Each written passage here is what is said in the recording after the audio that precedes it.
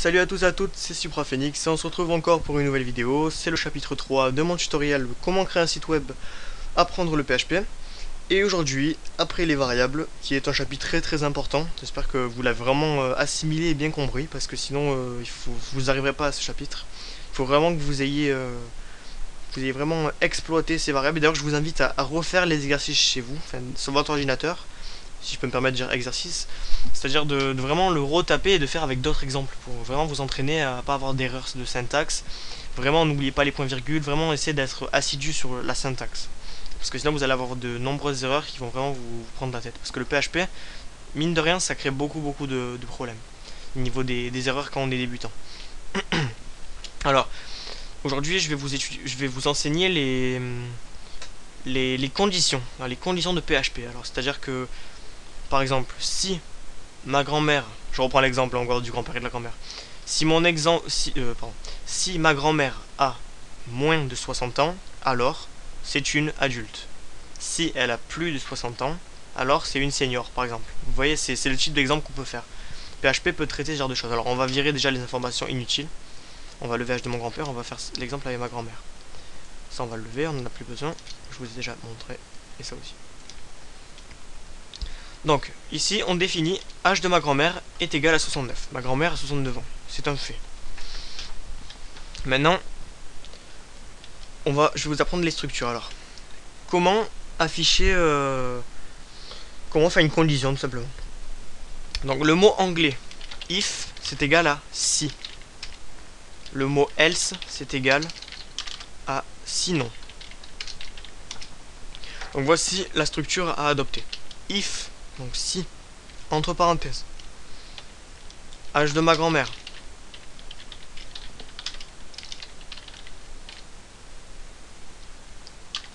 est égal, non, est supérieur. Alors si l'âge de ma grand-mère est plus grand que 60, donc là, en fait, si vous voulez, vous avez if, entre parenthèses, vous mettez les conditions de votre si, si vous voulez, vous mettez si, blablabla. Ensuite, vous montrez à PHP que vous allez traiter les données si l'âge de ma grand-mère est supérieur à 60 en ouvrant une accolade. Ensuite, vous sautez une ligne. Et là, on va afficher un texte. Oui, ma grand-mère est une adulte.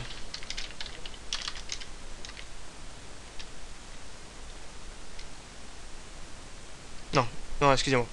Oui, ma grand-mère est une senior. Oui, parce que là, on traite la variable, enfin la condition, si l'âge de ma grand-mère est supérieur à 60, donc ça veut dire qu'elle a 60 et plus, 60 ans et plus, on affiche ce texte. Donc, oui, ma grand-mère est une senior. Ensuite, vous fermez la collade. Et maintenant, on va ouvrir un else. Un else, c'est un sinon. Donc. Et donc, si ma grand-mère a plus de 60 ans, on affiche oui, ma grand-mère est une senior. Sinon, donc si elle a moins, forcément, on affiche non, ma grand-mère n'est pas encore senior.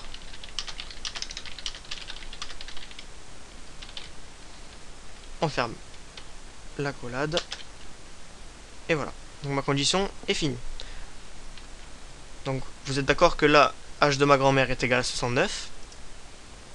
Donc forcément, elle est supérieure à 60. Donc ce qui va s'afficher, c'est oui, ma grand-mère est une senior. Je vous le prouve de suite. Oui, ma grand-mère est une senior. Maintenant, nous allons modifier à la main l'âge. Donc l'âge qui est égal à 69, on va le passer à 58.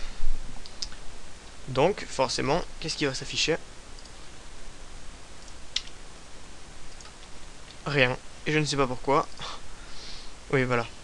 L'erreur typique, j'ai oublié de mettre le écho devant la chaîne de caractères. Hop. Non, ma grand-mère n'est pas encore senior. Alors, vous voyez, si je mets 60... Non, ma grand-mère n'est pas encore senior. Pourquoi? Alors que la condition est 60. Parce qu'ici, ce signe, je vais vous montrer les signes. Ce signe veut dire strictement supérieur à. Ce signe veut dire strictement inférieur à. Ce signe veut dire égale A. Alors notez que ce n'est pas une erreur et qu'il y a vraiment deux égales. Vous voyez, donc là, quand on définit une variable, il y a un égal. Mais par contre, quand on fait une condition, on est obligé de mettre deux égales pour pouvoir montrer que qu'il faut que ce soit vraiment égal. Donc nous, on va laisser pour l'instant ça. Oula, qu'est-ce qui m'arrive? Ensuite, vous avez supérieur ou égal à.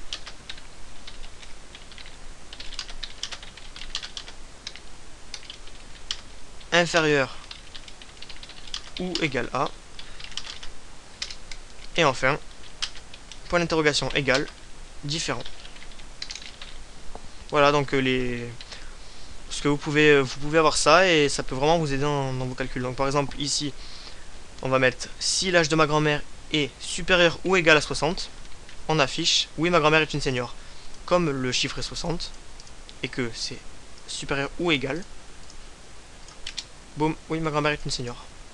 Alors que si on enlève ce égal, ça fait vraiment toute la différence, vous voyez. Si j'enlève ce égal, non ce n'est pas une senior parce que le chiffre 60 n'est pas compris comme étant senior. Donc voilà, tout simplement, c'est aussi simple que ça. Je vois pas ce que je peux vous expliquer de plus, hein. Vous avez vraiment une syntaxe. Donc je notais aussi que vous n'êtes pas obligé de mettre le else. Le else c'est facultatif. C'est-à-dire que si on s'arrêtait à la dernière accolade du if, ça marcherait aussi bien. La seule différence, ça serait que si je mets 61, 59, c'est-à-dire que ce n'est pas compris dans l'intervalle, cet intervalle, rien ne s'affiche. Pourquoi? Parce qu'il n'y a pas de else. En gros, ce texte est affiché uniquement si h de ma grand-mère est supérieur ou égal à 60. Tout simplement. Et si s'il ne rentre pas dans la condition, on s'en fout, on n'affiche rien. Le écho n'est pas traité. Voilà, donc qu'est-ce que je peux vous dire d'autre? Je vais vite fait feuilleter ce... Oui, voilà, parce que là je vous montre avec des chiffres, mais aussi on peut le faire avec des lettres. Donc je vais vous montrer ça de suite. Mot de passe. Donc la variable mot de passe est égale à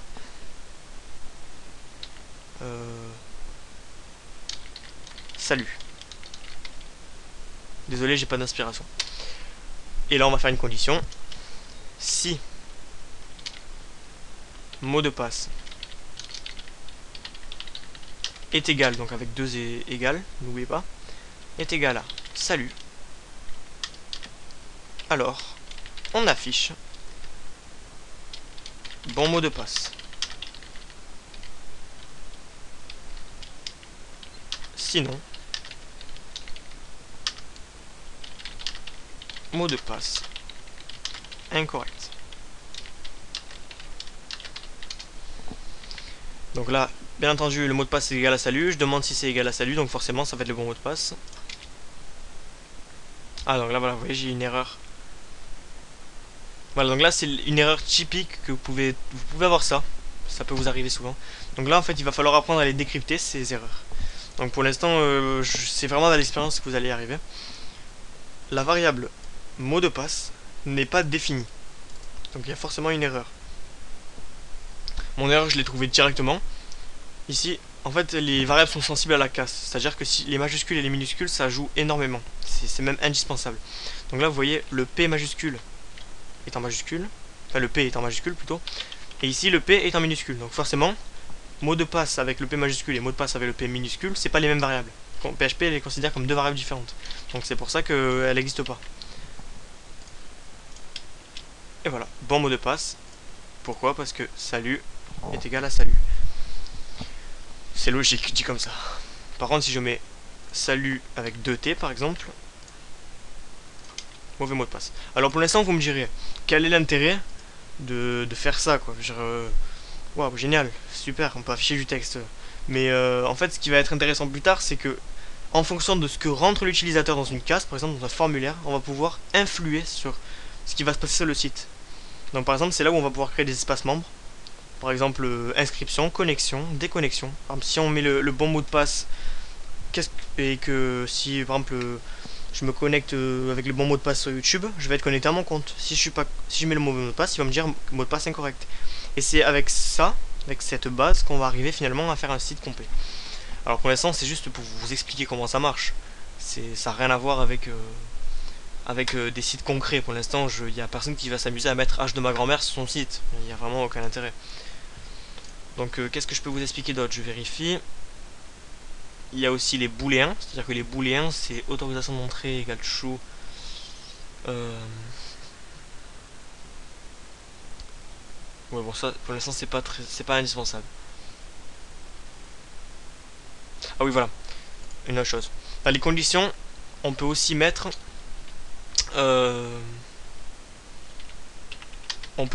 des et ou. C'est-à-dire qu'on n'est pas obligé d'emboîter les conditions. C'est-à-dire que si je peux mettre si l'âge de ma grand-mère est supérieur ou égal à 60, on affiche ou si âge de ma grand-mère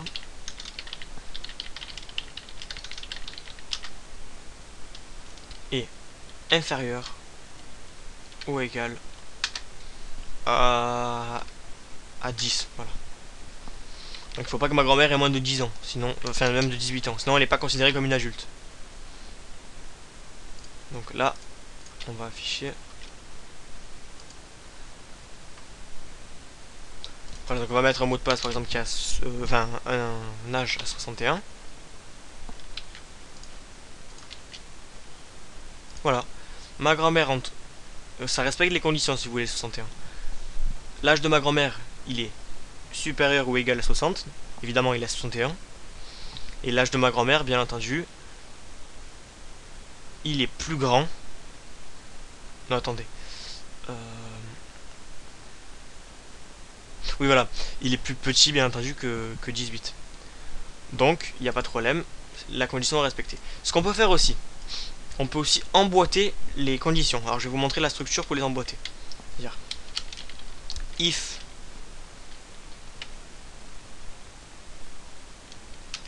vous mettez votre condition, vous ouvrez. On affiche, on ferme les guillemets, on met else, on ouvre, on affiche ici, et on ferme. Maintenant, on a envie que cette condition soit exécutée uniquement si une autre condition a été d'abord vérifiée avant. Donc là, on va mettre if 2. Alors là, je vous explique, attendez, parce que là, ça doit faire bizarre hein, que je mette 1 et 2, mais c'est juste pour vous montrer les numérotés, hein, les if. Ne pensez pas que c'est comme ça qu'on fait. Hein. Normalement, vous avez juste à les emboîter, et dans vos parenthèses, vous mettez votre condition normale, ce que je vous ai appris tout à l'heure, pas les 2 et des 1. Donc, if. Si la condition 2 est respectée, on affiche la condition 1. Sinon, on affiche autre chose.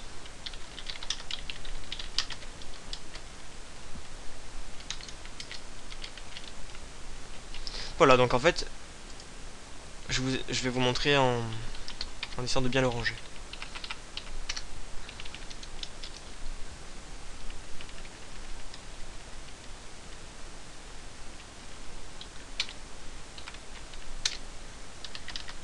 Je vais essayer de les aligner, au moins si vous allez bien comprendre.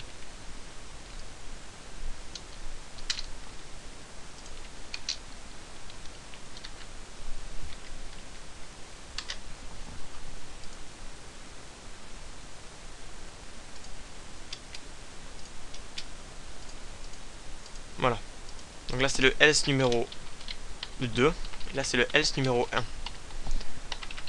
Donc si la condition if 2 est respectée, on affiche tout ce qui est entre les accolades, c'est-à-dire celle-là et celle-ci. Vous voyez, elle s'éclaire en rouge les deux, c'est-à-dire que ça les met en relation. Hop, si if 2 est respecté, on affiche tout ça. Si if 2 n'est pas respecté, on affiche ce qu'il y a entre ces deux, je vais y arriver, ces deux accolades, voilà. Donc je pense que vous avez les bases pour les conditions. Que vous dire d'autre? Il y a le switch qu'il faudra que je vous apprenne, mais ça ce sera plus tard. C'est une façon plus saine d'écrire des conditions. Quand on en a beaucoup à faire en même temps, pour éviter de faire des tonnes de conditions emboîtées. Et donc voilà, pour le moment